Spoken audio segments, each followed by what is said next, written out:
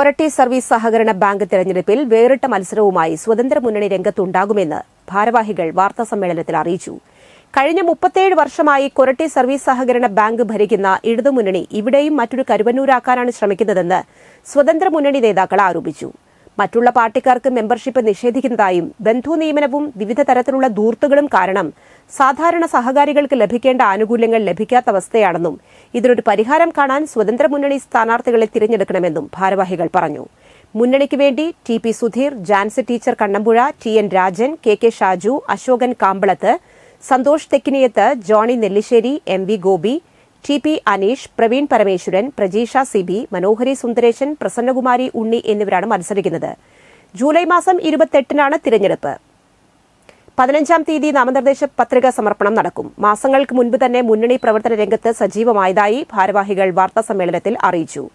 T P Sudheer, C K Velayudhan master, T N Rajan, Prajeesha Sibi, Manohari Sundaresan എന്നിവർ പങ്കെടുത്തു.